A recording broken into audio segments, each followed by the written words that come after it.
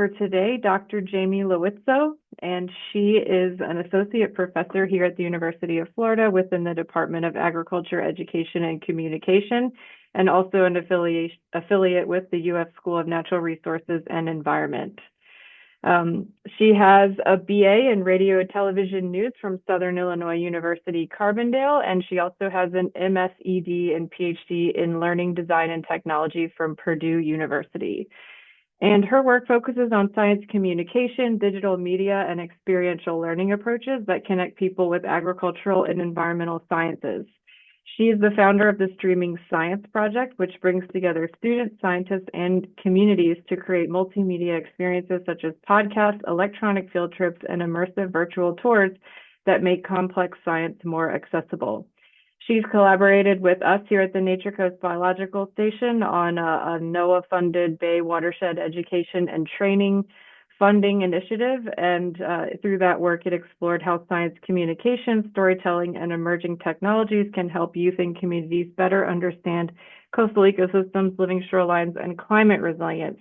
And I'm really excited for your talk today, Jamie, because your topic and the work that you do has been one of our most requested things that people would like to hear about on Nature Coast Currents. So the floor is yours, and thank you for being here. Yes, thank you for having me. And I'm always very excited when there are a group of scientists, social scientists, extension, all of us interested in education, outreach, and engagement. So hopefully this presentation will, sort of get all of us excited about that in that area where we're trying to intersect and do this kind of work. So like Savannah said, I really work with a team of people that I've been very fortunate to work on coastal communication, conservation, with this group of people, PhD student and recent PhD candidate who has completely defended her dissertation, Caroline Barnett. I know you're on here, so you may have some things to jump in and add with this presentation as well. Emily Colson, Mike Allen, Savannah, Ashley Smith, Laura Warner. I've been really grateful to this team and this opportunity to do social science with people working on the coasts. So as you can see, I love to get out there and bring our students out there, and it's just been really wonderful to have this partnership. All the same introduction that Savannah just gave me, except for I do want to sort of mention that I really do consider myself first and foremost a teacher. It is my job to teach the next generation of science communicators, also scientists, how to be better science communicators. I'm an instructional designer, so a lot of what I will talk about sometimes is from education, nerdy stuff that I'm really obsessed with how people learn and how to get them to learn in an engaging way that gets them to change their attitudes, behaviors, opinions, to potentially be more science-minded in their decision-making. I'm also a science communicator, and that ties into the Streaming Science Project and founding and facilitating that. And so I will do most anything to get outside and not necessarily be in an office all day and not necessarily be in a classroom all day. And I think that really spills into my own teaching philosophy and teaching approach, because I really do believe that communication and engagement are learned best hands-on. So here's what we're going to talk about today, a little bit of background about the Streaming Science Project, what it is and how it works. And then I'd like to talk to you about place-based agricultural and natural resources communication in the context of the Nature Coast Biological Station, but also in a lot of different coastal communication work you might do. And then I have 3 projects to highlight that I've worked on in this area. One is Restore the Shore, an electronic field trip and virtual reality program. And then the other is this uncommon classroom experience we've had. And then the NOAA B-WET project, as Savannah mentioned. So just to give you some highlights of putting some of this theoretical education communication stuff into practice. So the Streaming Science Project is turning 10 years old this year. It's something I founded 10 years ago at the University of Nebraska-Lincoln when I was first an assistant professor there. And then I've been able to bring it to the University of Florida, and over the years have other institutions and other partners, lab groups, different people partner with us in different ways through different funding models or different courses And really, this is the foundation of what I think the Streaming Science Project is. We're really focused on project-based learning in the coursework that we have for undergraduates and graduate students in our Department of Agriculture, Education, and Communication, also at some of the other institutions we partner with. And we have done 10 years of research on how science communication is best taught and learned through project-based learning. And so it's this idea that students aren't just turning in papers to me, they're not just turning in photo essays or videos to me, and I say, good job, and grade it and give the typical feedback. It's they actually create it for audiences. And so a lot of times we'll create things for K-12 students, mostly in grades 7 through grades 10, where my students get to practice their writing, photography, videography skills to create this multimedia. And then we are able to work with youth to see what they learn from it. We also work with real world scientists like Savannah and Mike to create this content because we are not the science experts. We are the bridge sort of between the science experts and the communities we're trying to reach.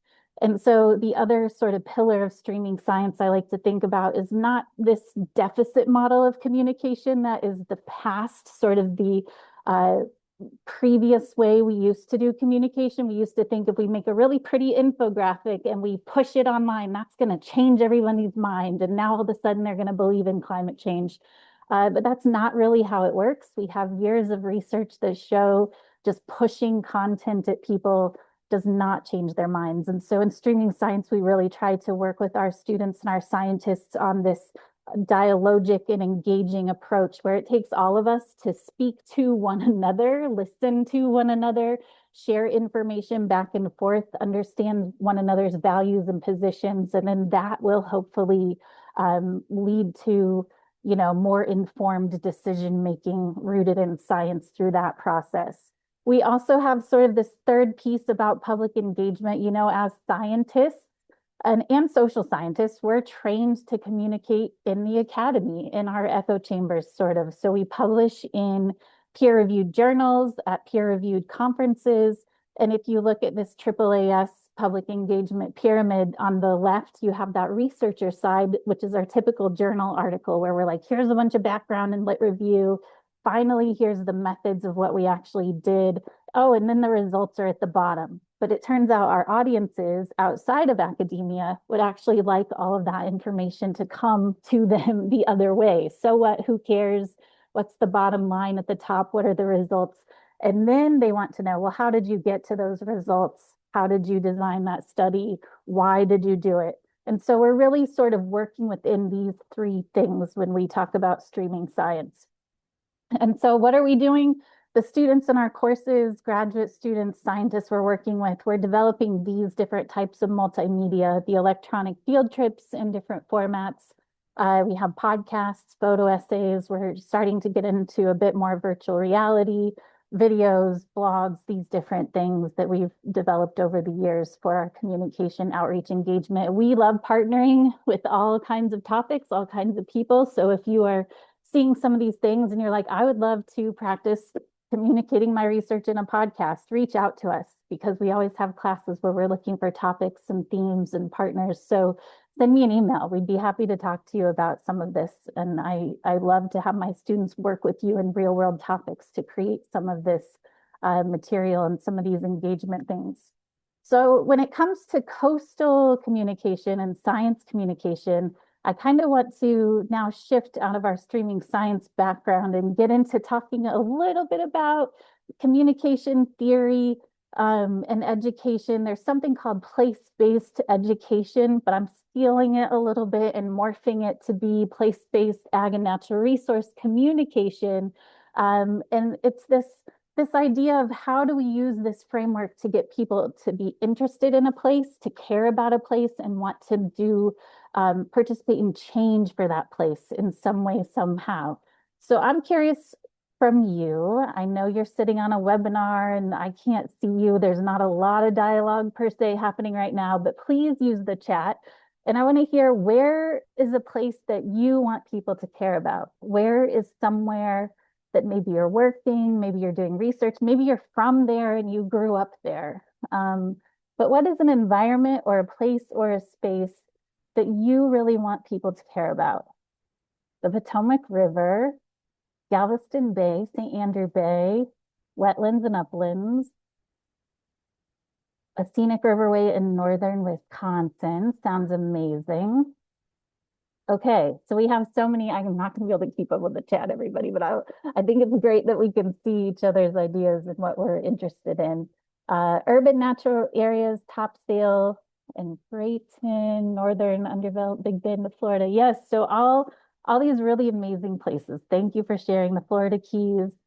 Keep them coming. Okay, I'm going to go to my next question though. Why should people care about the place that you mentioned? So what is it about that place that we need to care about it? Why should we care about it? The springs, yes. Sea turtles. Oh, we should care about the turtles, of course, Evan. Yes, thank you. Why else should we care about these places you've mentioned? Unique ecosystems. Yes, thank you. Thank you. Ecosystem services. Iconic, need protecting. Yep, yep. Fish, of course. I see that one, Mike. Yep. All of the critters. I see beavers, walleye, catfish, pollinators. Yeah, there's so many animals and plants and resources we need to have protected in these spaces. You know that you're doing this work every day. So let me go back here. So how are you going to get people to care about that place then? So if you know that you care about it, you know why the ecosystem services, the animals, the plants, how are you going to get people to have the same love and care for the place and the ecosystem that you care about? Lauren mentioned stories. Yes, telling stories is a great way to get people to care, showing them images, take them there virtually. Yes, thank you. Someone planted some comments for me. I appreciate that. But as you can see, these photos, just even on these 3 slides, I took them from the IFAS photo database. Thank you to Tyler for his great photography. But if I can show you a place and tell you a story about a place, that might get you to care more about it and be involved. And yeah, just the feeling of the place, like you're saying, Emily, how peaceful it is, the wildlife, the fishing, what can go on there. So, you know, that part of communication and outreach and engagement is so important for coastal areas, for natural resource ecosystems, to take them through showing them, getting them to feel and have the same feelings you have about the place. So this is where that idea of place-based communication comes into play. And the different parts and pieces of that are the location, right? Many of you in that first question told me about your location. What's going on in that location, the nature and the ecology, telling me about the animals, the plants, what's happening with the water, what's happening with the landscape. And then the people in the community, right? So there's also the human dimensions. Who lives there? What do they do there? How do they recreate there? And then there's always politics and power involved these days, as much as we like it, and there always will be. So what are the dynamics of that space and that community and how it's managed? Who's caring for it? What are the rules? That sort of thing. What are the things we should be doing to follow policy to care for those plants or those animals? And so when we talk about communicating place, we really want to connect people to it. We want to give them that sense. I saw a lot of great words in the chat about that sense of peace or that sense of understanding how beautiful and unique and rare it is. The idea of how the community can be a part of it, how humans can be involved. And then a great way to do that is through narrative, through information that's woven into the narrative. Like, I don't fully believe in the idea that we should dumb things down or that we should keep things simple. That should happen to a degree in our stories, but there's also a lot of room to teach in our stories, right? To weave in what certain terms are and defining them, or what certain tools are being used and defining them and showing them. And so really using narrative and visuals to wrap around that scientific information to then help that resonate with people instead of that typical journal article format that is not necessarily resonating with people beyond the academy. And then finally, we really want to kind of wrap up this place-based communication with a call to action. That's always a great thing. So how can people change an attitude, behavior, something they're doing at home or something they're doing in public, or just a different thought process maybe they could have if they could donate money, if they could show up and volunteer. whatever it might be, we really want to kind of end on that call to action. Where can they go to read more resources? How can they get connected to extension? All of those good things are a great way to wrap up our place-based communication. So I wanted to give you a few examples of how we are trying to implement this place-based communication approach in some of the projects we've been doing with NCBS. And so this one was, as you can see, we're wearing our face masks and things. So this was happening during 2020 to 2022. I think we were running this program called Restore the Shore. And this was funded from a Florida Sea Grant mini grant that they had then. And we wrote this grant proposal together, a team of social scientists, Sea Grant agents, to fund these electronic field trips and virtual reality tours for youth to learn about the Nature Coast Biological Station. And so I know when it comes to place-based communication and education, first-person learning is the best way to do it, right? Of course, being where you can actually use your five senses, you can taste, touch, smell, hear, feel. That is the best way to learn. That is the first level. But we can't necessarily take 6 classes to NCBS from throughout all of Florida all at once and have them tour the facility and meet the scientists. Like the logistics of that when it comes to teachers and curriculum and buses and all of that stuff isn't always possible. So electronic field trips and virtual reality tours are sort of the second best level-ish of learning if we can't do it in person. And so it's called vicarious learning. And we know from Albert Bandura, we know from John Dewey, all of these educational philosophers, that vicarious learning can also have an impact on getting people to care about a place, to care about careers, to want to be engaged further beyond that. So we were already planning this program, and then I think COVID was starting to happen and then going on, and turned out to work out well because a lot of the students were not going to be traveling and things anyways. And then they were able to join from their schools if they were allowed or from home. And so we did a number of these electronic field trips. Savannah and Mike can tell you sort of these one-on-one, like Savannah to a couple of classrooms at a time and Mike to a few classrooms at a time. And we did a series where we introduced them to living shorelines, oyster domes. We introduced them to the tanks and fish biology on the first floor. You can see Savannah fielding their questions as they came in. Students asked some very interesting questions.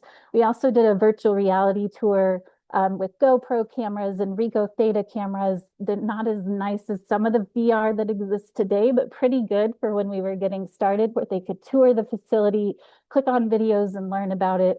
It was pretty exciting to see. And then as a social scientist, we always try to do assessment to see what do people learn. So that was back when I was a video producer. I always thought, great, I'm making really great videos, but what are people actually learning? And so I think the social science piece of actually measuring what people are learning from your communication, outreach, and engagement is very important. And so I also really like arts-based research. I'm a little more of a qualitative researcher. And so we did this thing, if you've ever heard of the Draw a Scientist test, we reapplied it and kind of did draw an environment, I guess, test. And so we looked at what did students think a living shoreline looked like after the program to see what they drew. And as you can see, they drew some of the things we actually featured in the program. You can see the reef balls, you can see the different grasses and vegetation, some of the different creatures we talked about when it came to the fish, when it came to the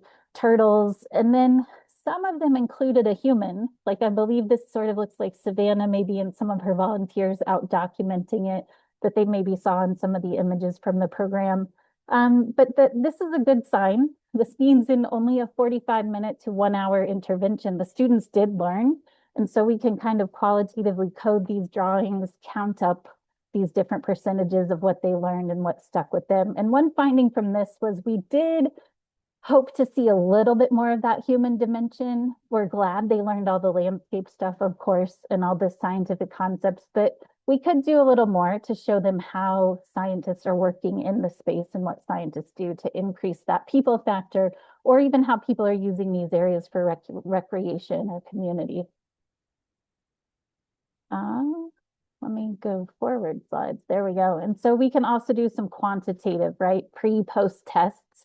And we work with Dr. Laura Warner, and we often will use this scale called connection to water, which is sort of a spinoff of the connection to nature scale.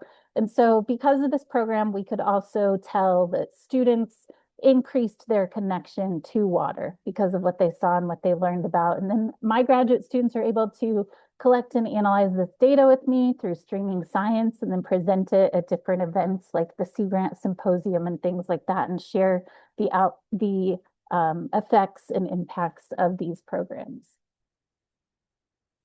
All right, I'm going to keep going to our next one. We have the uncommon classroom experience. This was one we did with the Honors College at the University of Florida, and I believe Dr. Lundy helped get this going, Dr. Lisa Lundy with our department, and she wrote this proposal with the Honors College because they have different types of uncommon experiences students can take. And so we had a proposal that was accepted to take about 10 undergraduate honors students, I believe it was, out to the Nature Coast Biological Station, which was really cool because not many of them ever had the opportunity to even leave campus or to make it outside of Gainesville because they're taking a lot of coursework. They're very busy. And so it was really great to get them outside. And then as part of it, we taught them how to use our cameras, how to use our iPads, how to use their phones. And then they were supposed to interview Mike, interview Savannah, interview some of the people at the station, take pictures, record videos, sort of document their learning throughout our visit out there. And then they were able to develop projects about what they learned. And so as you can see, this bottom picture, I believe they created 6 or 7 different photo essay projects where they wrote up a narrative that included quotes and interview information with the experts, and then they wove in their pictures. And so that was really exciting to see. And then the students were able to reflect on what they learned. We were able to code that for themes, and then we were able to present this to the Honors College and to other academic conferences to show people how project-based learning and sort of these uncommon experiences can help students learn about a scientific issue, but also social science and science communication and how to put it all together. And then, as Savannah mentioned, the third project I wanted to mention and show you was the NOAA B-WET grant that we worked on with Savannah and Emily Colson and their team. This one was an education outreach grant to work with teachers and schools around Cedar Key to help them learn about living shorelines, resilient communities, all of these things. And we had a lot of plans, a lot of big plans. It's a 3-year grant. We were engaging 600 or so students, grades 7 to 10, to help them learn about living shorelines, coastal resilience, habitat restoration, 7 different teachers training, classroom lessons, field trips that were supposed to happen, physical field trips to the station, and then all culminating in a final communication project. But 2 hurricanes hit during these 3 years, and it sort of messed up the timeline a little bit. And so some of the learning had to be very redeveloped and on the fly a little bit, as you can say. And so Emily Colson, who works at NCBS, she is an amazing project manager and really kept this project together. If we didn't have a project manager, I don't know how it would survive the shifting and changing that happens during natural disasters. So the students were learning about resilience in real time. And so Emily and our doctoral student on the project, Caroline Barnett, were able to put together all of these kits to take to the school to make sure they had materials to do the different projects and really keep it on track and going. And so Emily herself even went into the schools to do some of the oyster dissection, some of the different lessons and projects with the teachers and students, because we weren't able to do it exactly as we had envisioned with the teacher training to the implementation, to the communication projects. So it was very much adapted over these years, and much of it thanks to Emily and Caroline for making that happen. But even though Adalia and Helene hit during these times and it disrupted everything, I think that everyone was very resilient, and the students were still able to do the hands-on wave models, the oyster dissection, some final stewardship projects. And it was really exciting to see how creative the teachers and the students were in what final stewardship projects they ended up deciding to do. And so they did a variety of different things, as you can see, from everything from diagramming plants to this salt marsh pan activity to oyster dissection, as I mentioned, horseshoe crab tagging, all kinds of things. They presented at their local community meetings about their work, many different things. So it was really great to see their projects still keep on track. And so on the science communication and education side, we always do an assessment to then show what students have learned, to show the funders how we managed and how we were able to still get the students to that goal of meeting our learning objectives. And so we had this pre-post survey. About 350 students took the pre, and I think around 340 took the post, which is to be expected because there's always some attrition, and especially around natural disasters and classes and things moving around. We were able to show with that same connection to water scale that students were able to increase their connection to water slightly, which was fantastic. Their science interests, climate change attitudes did decrease a little bit, but some of that could be because of those numbers moving around in participation. But their content knowledge did increase, which is always a great thing for us to be able to see. And as you can see, we asked them how familiar they were with some of the terms and language that they were picking up from the lessons related to living shorelines and oysters. And so before, you could see sort of in the pink here, like 18% of the students knew about living shorelines. Post, over half of them knew what living shorelines were. So that's always a great thing to see that they learned from all of this effort and all of this work, that they were able to then learn about the place that we were introducing them to. And then it's always really great on the streaming science side that we can have undergraduate and graduate students participate in this research with the NCBS team, and then they're able to do things like this, like develop poster presentations about the social science research to present at things like the SNRE symposium.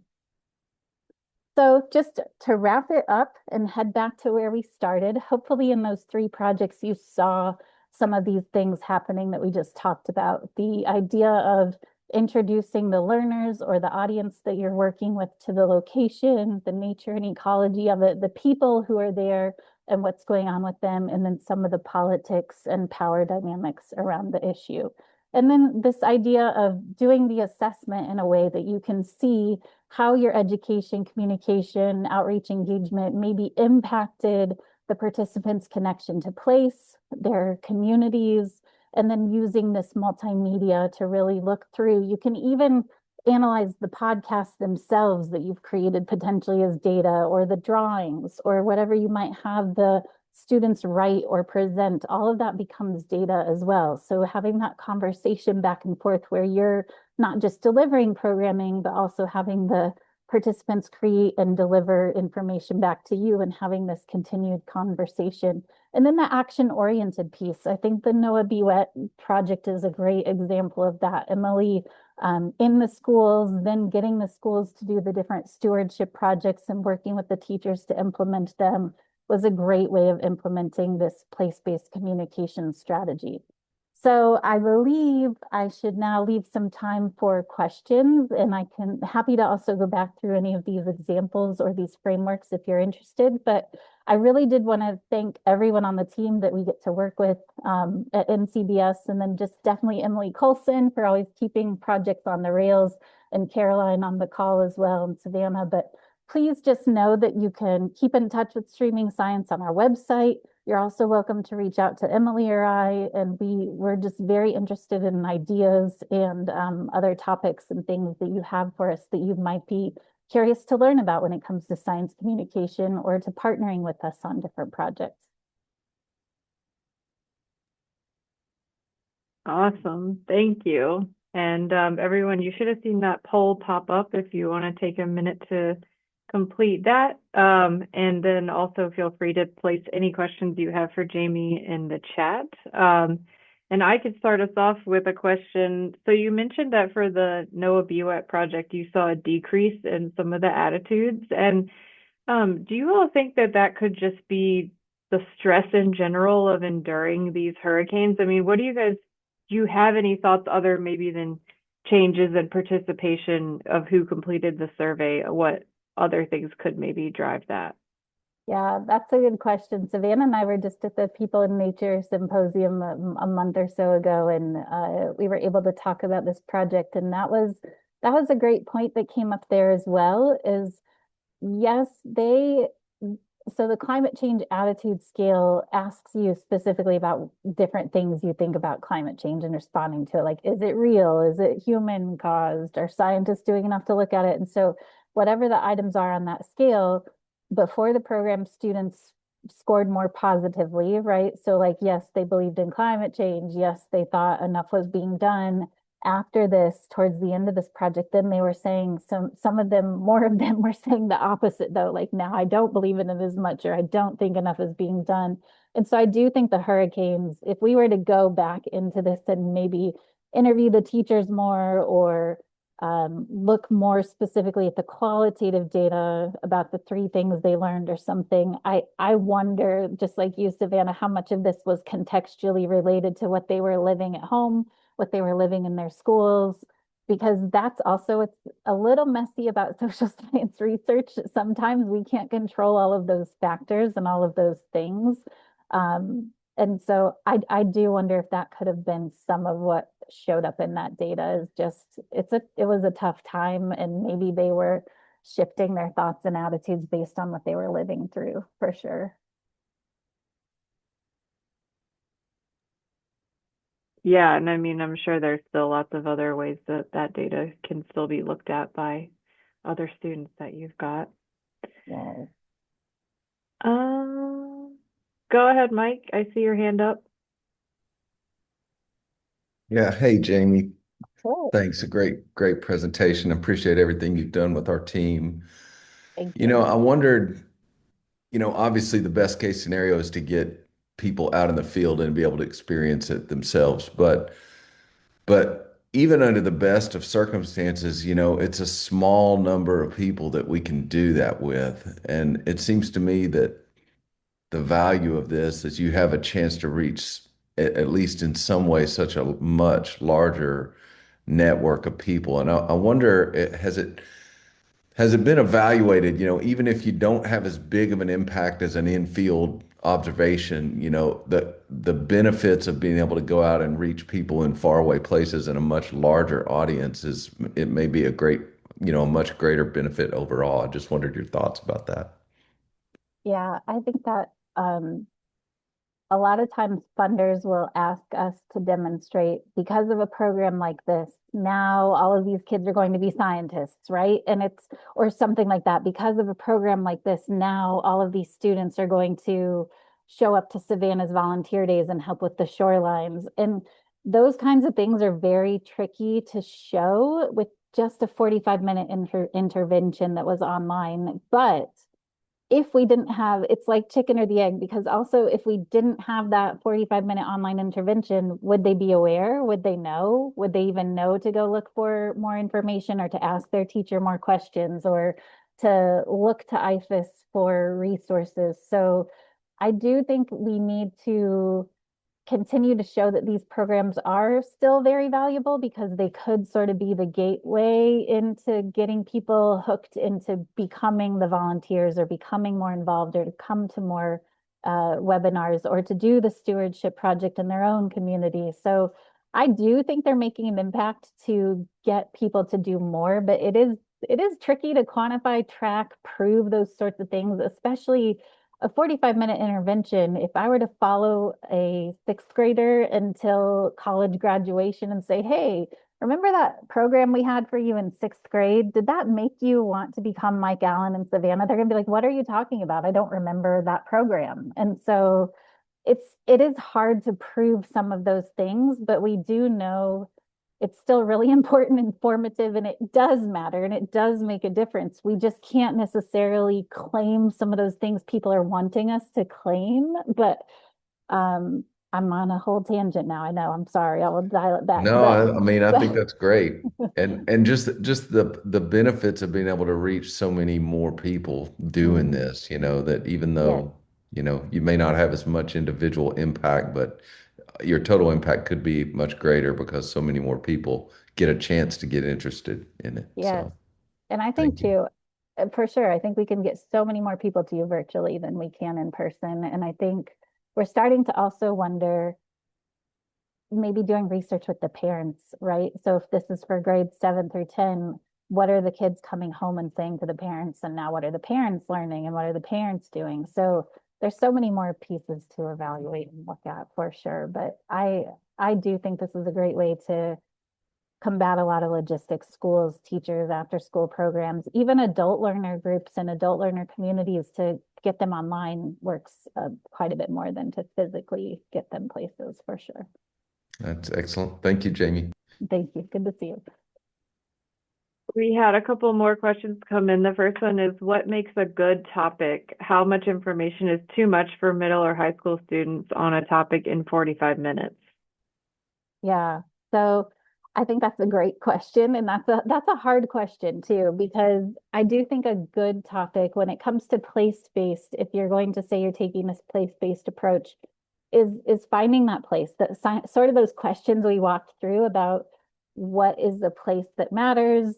All places matter, but what is one that we know needs some help, needs some support, needs some attention, and how can we get at that attention? How to A lot of times too, it's the logistics of, do we have a group of experts that care enough to come together to want to work with us, to be in it, to do probably 1 to 3 years of work on this, because you're not going to just do the intervention and then let it go. We do some looking at it over those years, trying it in different ways, working with the teachers.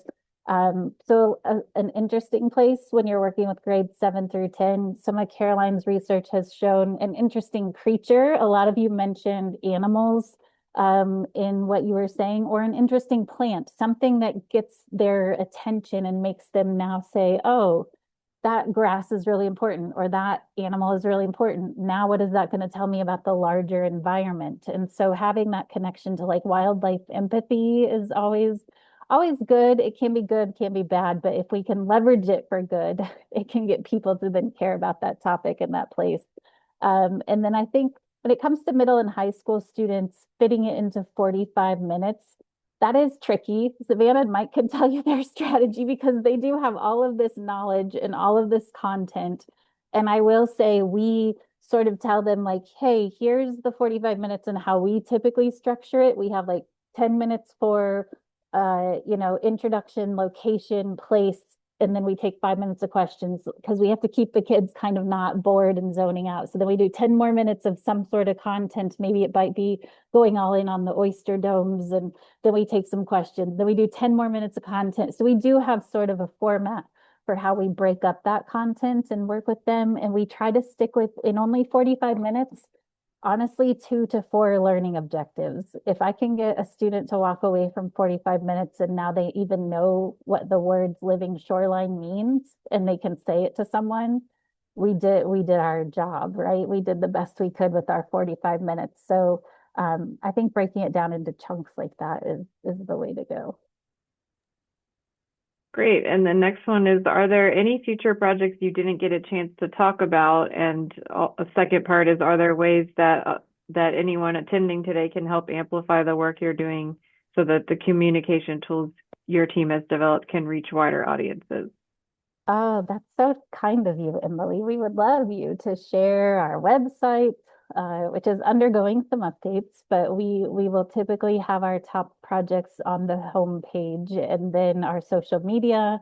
Our students post about our different projects, but we do have one currently called Microscopic Marvels, funded by the National Science Foundation, where we're working with Dr. Dorota Porozinska here at UF, and we're going to Nebraska for 3 years, and we're creating photo essays, podcasts, a mini documentary about a nematode data collection in the Nebraska Sandhills and how Nebraskas are evolving and moving around. The nematodes are because of the alkaline lakes and things that are going on with the soil and the water.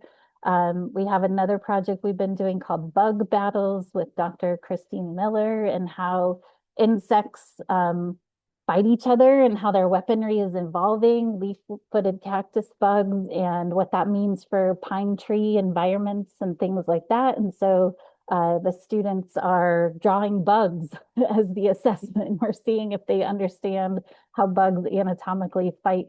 So we apply this to a lot of different places and spaces, and those are two current and future ones that are happening. And then, of course, Savannah and I are always looking for ways to continue working, and we're interested in the TRAP project potentially and getting students involved with helping with some of that information and data collection and using some of their databases to see what's going on with oceans and waste that may be going to oceans that we hope is not, but we're helping them learn about it and then potentially applying some artificial intelligence to all of that as well.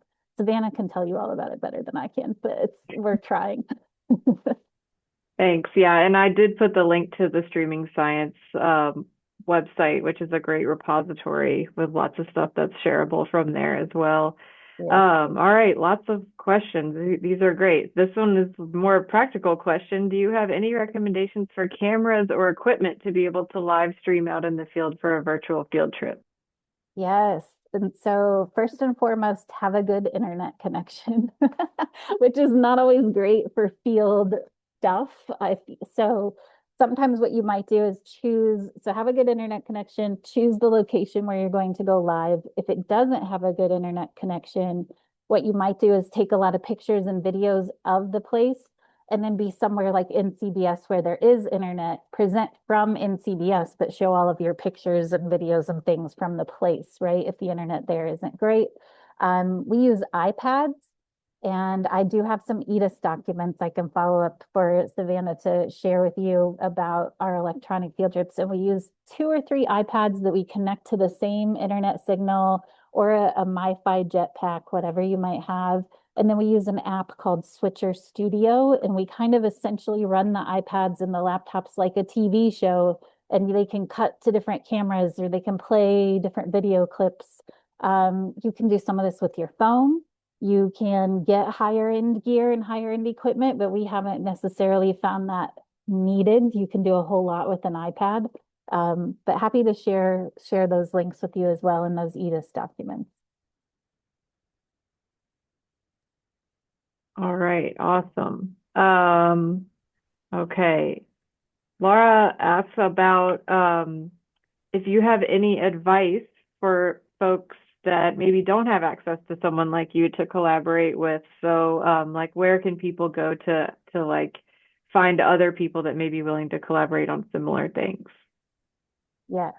And so I think getting to know your social scientists is always good. Like in IFAS, maybe learning about some of the people in FYCS or learning about some of the people in AEC and asking us to join your team. We love this sort of thing. But if you don't have us or don't have the ability to, have us on your team, then I think resources like the Alan Alda Center, if you've heard of them, they just published a science communication for scientists a notebook, like a PDF with some basics of how to explain your research, different methods for that, different tools for that. I think extension, like we have some EDIS documents that I know Ricky Telg has published over the years about communicating things in different formats. Streaming Science, we have some of those things. Happy to share some resources with you. But I do think any effort, right? LinkedIn, posting your latest work that you've been doing, or Instagram, if you even just wanted to share pictures of what it looks like when you're in the field, any of those things are giving people access to science that they wouldn't have had otherwise. And so if you have the time to do it and the tools and the willingness to do it, I think it's great. I really do. And I don't think you'll regret it. And I think a lot of graduate students these days who are coming up in science really want to be good science communicators, and they want to try this stuff out. And so even having our students work together across these majors, my students working with your students to communicate what your students are working on, I think that would be great because they're really hungry for it and they really want to do it. So that could be another way as well. Yeah, awesome. And there's a couple more links in the chat to some of these documents that Jamie's been mentioning. And a follow-up question about, sort of trying to fit a lot into 45 minutes. There's a question about how long the pre and post assessments are, and are they the same or almost the same each time, or do they vary? Ooh, these are all great. So, so the assessments, I always say pick the assessment to match what you're trying to teach, right? It's always good to do kind of backwards instructional design. So, what are you trying to teach? What are the learning objectives? How are you delivering the learning objectives or the experience? And then, what are your research questions that you're like, these are the things I want them to be learning? I want them to learn living shorelines. I want them to learn they want to be like Savannah someday. I want them to care about climate change. So whatever you narrow those things down to, then match the assessment to that. And I think it's tricky to work with K-12 schools right now. Teachers are concerned about fitting everything in for state testing and things like that. So if you can keep your assessment fitting into a class period, 15, 20 minutes for that teacher to give to the students. If you're doing a pre, that might be on Monday.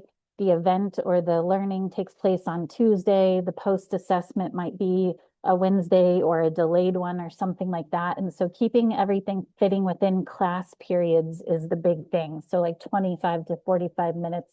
Also knowing the attention span of youth and how long middle school and high school students will sit there. You can tell when they get bored and they just fill in neutral on everything straight down a sheet, right? Or so always kind of pilot testing is a good idea. If you try it out with some students beforehand or a classroom and they're like, the teachers will tell you, that was too long, make it shorter next time or things like that. But I really think thinking of class periods and fitting things into those are the way to go. Yeah, and I know that also sometimes we've used retrospective surveys where we sort of just do a post only and ask them to assess what they knew before. So then that's kind of another way to reduce time investment. All right, I think we just have one more question so far, and that is, can you touch on how the approach may change, if at all, if the audience is more of like general public and adults versus youth? Yeah, I think that's a great question. And for that, I really like rely on adult learning theory and adult learning models. We know adults are typically somewhat knowledgeable already. And so meeting them where they're at, like having an idea of um, who they are, their ages, maybe their communities, things like that, and starting the conversation there and not starting it too low or too high, but having an idea of where they might be. And then the idea of reaching people more generally, we're sort of doing that on the Microscopic Marvels project because the video we're creating is going to be mostly for adults, like fellow ranchers, fellow scientists, or people who care about this landscape and these issues. And so then it's maybe a little more serious in its tone. Like you can still have some fun with it, right? But you need to still have learning objectives, still think about the audience, but then you think about the tone a bit as well. With kids, it can have sort of a different tone. And then with adults, we need to have a little more education, a little more serious tone to it. So, and when you come to talking to the general public and adults, I still do think it's important to define jargon. So if you are using scientific terms, one time I evaluated a museum exhibit about nanotechnology, and a goal for us was to just have people even learn what is nanotechnology because we knew state fair goers were going to be walking through this exhibit with their families on a nice day. They've never heard of nanotechnology before. Then we would do a little survey and give them $1 afterwards if they would stand and talk to us. And if they could tell us what nanotechnology was after they walked through it, we were like, yes, we did it. So I think just sometimes understanding for the general audience, it's maybe more about awareness and then getting them to even be able to use the language you're using and be informed about it is a good approach too. And not trying to solve everything with one museum exhibit or one video. It's not possible. Keep it kind of focused on the thing you would like people to get out of it.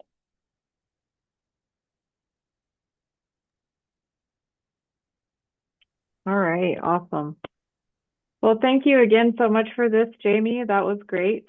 And we will work on getting the recording ready and post it on YouTube and send it to everyone who was here, as well as folks who registered and didn't make it. And we hope to see y'all next month at Wednesday, April 15th at 2 p.m. Eastern, where we're going to be hearing from Shelley Kruger about sponge restoration aquaculture, which is down in the Keys, but also up and coming topic for us here in the Nature Coast as well. So thanks everybody for your time and attention. And thank you, Jamie, for being here. Thank you, everybody. Have a good rest of your day. Bye.